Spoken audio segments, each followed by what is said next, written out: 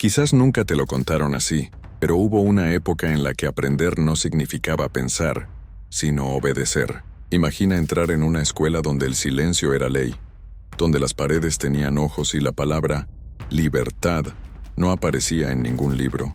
Durante casi 40 años, la educación en España fue una herramienta de control, una maquinaria silenciosa diseñada para moldear las conciencias desde la infancia. No se trataba solo de enseñar historia, sino de reescribirla. Los niños crecían entre rezos, himnos y retratos de un líder que debía ser amado sin condiciones. Las niñas aprendían a servir, los niños a callar, y todos a creer sin cuestionar. Lo que parecía una simple lección de moral o religión, en realidad era una lección de poder. Y hoy, vamos a abrir las puertas de aquellas aulas prohibidas, para descubrir cómo el régimen franquista educó generaciones enteras en la sombra de la obediencia. Cuando terminó la guerra civil, España no solo quedó destruida en sus calles y campos, quedó rota en su pensamiento. El nuevo régimen de Franco comprendió muy pronto que controlar un país no era solo cuestión de fusiles o cárceles, era cuestión de ideas.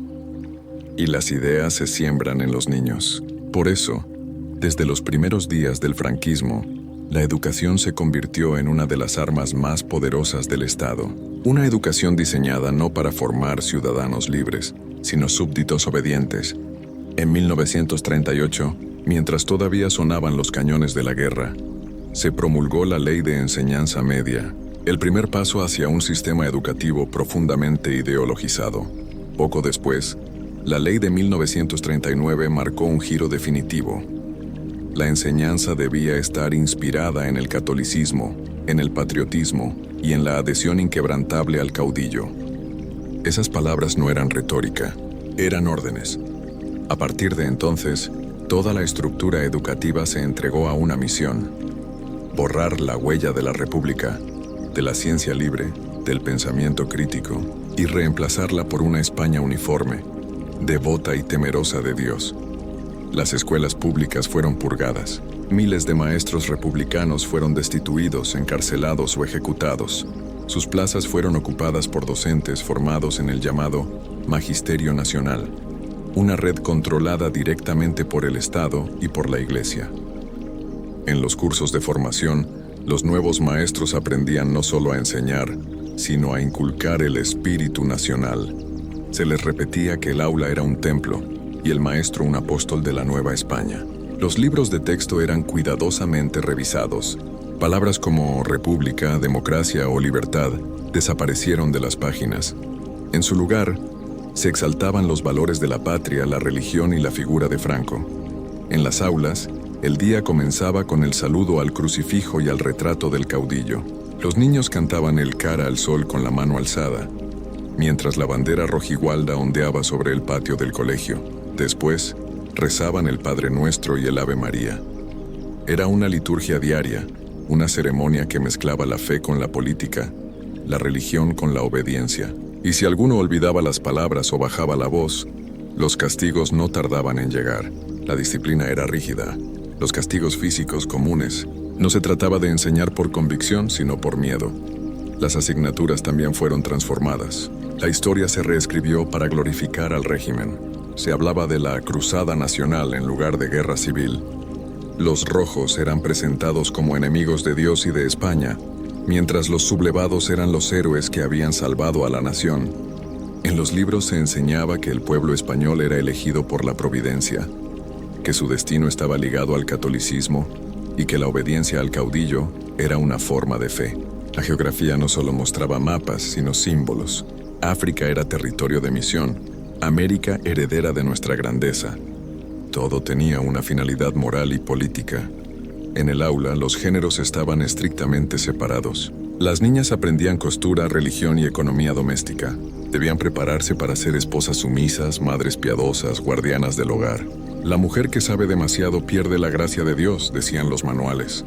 Los niños, en cambio, eran entrenados para ser soldados, agricultores o funcionarios leales. Ambos crecían bajo un mismo lema: Dios, patria y hogar.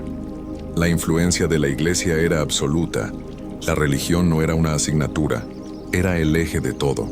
Los sacerdotes visitaban las aulas, vigilaban las clases y los obispos controlaban los contenidos. La censura se extendía a los recreos, a las canciones, incluso a los juegos. No se podía hablar de política, de amor ni de dudas. Pensar era peligroso.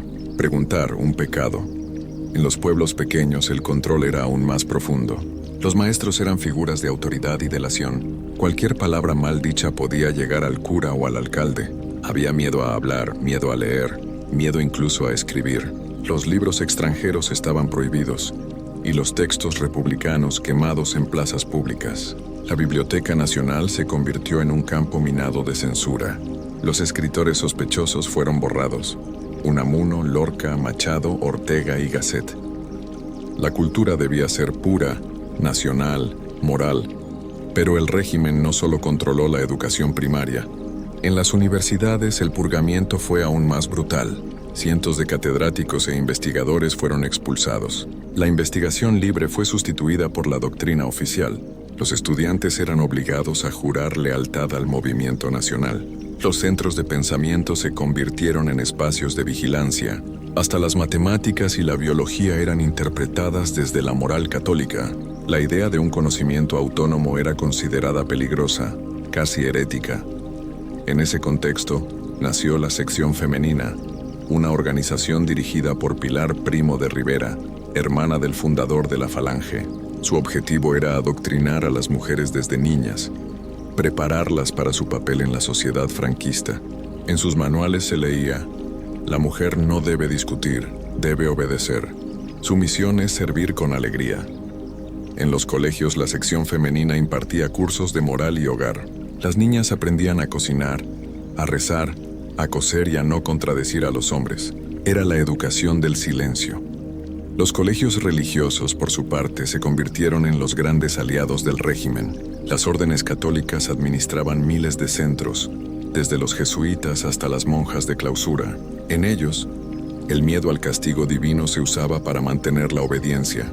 Se contaban historias de santos martirizados, de niños que mentían y caían en desgracia eterna. El pecado era la sombra constante en cada pupitre. Sin embargo, a medida que pasaban los años, el mundo empezaba a cambiar.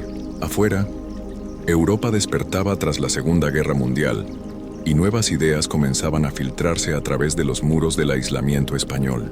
Los hijos de aquella primera generación educada en el dogma empezaron a hacerse preguntas. Algunos se rebelaron en silencio, otros comenzaron a leer libros prohibidos, a escuchar emisoras extranjeras, a escribir poesía clandestina. Pero la estructura oficial se mantenía. En 1953, el concordato con el Vaticano reforzó aún más la alianza entre Iglesia y Estado. A cambio del reconocimiento internacional, el régimen otorgó al clero un poder sin precedentes: control absoluto sobre los planes de estudio, los exámenes y los valores morales. Las escuelas se convirtieron en templos del nacionalcatolicismo, donde la verdad tenía una sola voz. Y sin embargo, bajo esa superficie de rezos y disciplina, algo se movía. Algunos maestros comenzaron a enseñar entre líneas, explicaban historia con cuidado, usaban metáforas, introducían pequeñas grietas en el muro del silencio. Un poema, una cita, una duda bastaban para encender una chispa. En los años 60, esas chispas se multiplicarían, preparando el terreno para un cambio que nadie imaginaba, porque la dictadura podía controlar los libros, pero no las mentes para siempre. Los niños que crecieron bajo los himnos del régimen serían los jóvenes que más tarde cuestionarían su legado. Pero antes de llegar a ese despertar, el sistema educativo franquista aún guardaba secretos más profundos, estrategias invisibles que mantenían a todo un pueblo dentro de los límites de la obediencia. Y en esa maquinaria de control, había un elemento clave que pocos recuerdan: la propaganda emocional. La forma en que el régimen usó el miedo, la fe y la nostalgia para convertir la educación en un acto de devoción nacional. La educación durante la dictadura no se limitaba a los libros, era una forma de moldear almas. Franco y su aparato entendieron que el control más duradero no se impone con cadenas, sino con creencias. Desde la infancia, los niños aprendían a mirar el mundo desde los ojos del régimen. No se les enseñaba a pensar, se les enseñaba a sentir lo correcto. Amor por la patria, fe ciega en el caudillo, y temor profundo a todo lo que sonara a libertad. Los manuales escolares estaban cuidadosamente escritos para despertar emociones. En sus páginas, España aparecía como una madre herida que había sido salvada por su hijo más valiente, Franco. Los enemigos eran retratados como traidores, sin alma, sin Dios. Se enseñaba que la guerra había sido una cruzada santa, una lucha entre el bien y el mal.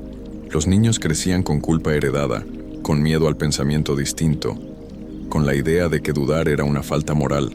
La historia se convertía en una plegaria, el aula en un confesionario.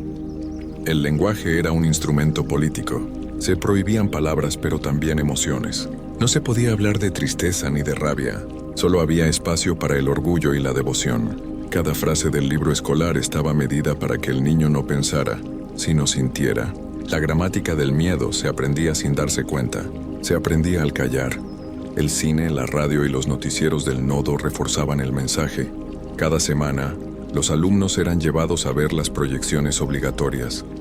Franco inaugurando pantanos, niños saludando con la mano alzada, monjas bendiciendo cosechas. La voz en off lo decía con solemnidad. España avanza bajo la guía del caudillo. Era la liturgia moderna, la misa del progreso oficial. Pero mientras los niños repetían consignas, en casa los mayores murmuraban verdades prohibidas. Había un doble lenguaje, el de la escuela y el de la vida. En los pueblos, las abuelas susurraban historias de la República. Los padres guardaban libros escondidos en los altillos y los jóvenes empezaban a descubrir que el mundo no era tan simple como les habían contado. Así nació la grieta. Durante los años 50 el régimen endureció su control. Se publicaron manuales como Educación y Descanso o Formación del Espíritu Nacional, donde se mezclaban religión, moral y política en una sola doctrina. El Estado quería producir hombres de fe y acción, pero lo que consiguió fue una generación que aprendió a fingir, a decir lo que se esperaba, mientras en silencio aprendían otra verdad. Los exámenes eran ceremonias de obediencia. Los alumnos no eran evaluados por su razonamiento, sino por su fidelidad. Las preguntas giraban en torno a la moral católica, al amor a la patria, a la figura del caudillo. Memorizar se convirtió en sobrevivir. No había lugar para la creatividad. Los errores no se corregían, se castigaban. En los internados religiosos la vida era aún más dura. El aislamiento, el rezo constante, los castigos físicos y la humillación pública formaban parte de la rutina. Los niños aprendían que el sufrimiento purificaba, que la obediencia salvaba, que el silencio era virtud. Muchos saldrían de allí con cicatrices invisibles, no solo en el cuerpo, sino en la mente. Y sin embargo, en medio de ese sistema tan rígido, germinó la semilla de la contradicción, porque cuando todo está prohibido, el simple acto de pensar se convierte en rebeldía. En los años 60, las primeras oleadas de apertura económica trajeron también nuevas ideas. Libros franceses, canciones italianas, películas neorrealistas comenzaron a filtrarse. En las universidades, los hijos del franquismo empezaron a cuestionar lo que sus padres habían aceptado sin dudar. Fue una generación educada en el dogma, pero que acabó abriendo los ojos. Profesores jóvenes comenzaron a desafiar la norma, cambiaban párrafos en los manuales, invitaban al debate, leían a escondidas a Ortega, a Machado, a Marx. Era un despertar silencioso, pero imparable. El régimen ya no podía vigilar cada palabra, cada pensamiento. Las aulas se convirtieron poco a poco en trincheras del pensamiento libre. La censura seguía activa, pero sus grietas eran cada vez más evidentes. Los editores burlaban las prohibiciones con metáforas. Los maestros hablaban en clave. Los alumnos compartían panfletos escritos a mano. En los colegios religiosos, algunos sacerdotes jóvenes comenzaron a enseñar una teología distinta, más humana, más social. El miedo ya no alcanzaba para contener las preguntas. La educación franquista había creado ciudadanos obedientes, pero también había despertado, sin quererlo, el deseo de entender. Ese fue su gran error. Al tratar de imponer una única verdad, terminó fortaleciendo la búsqueda de todas las demás.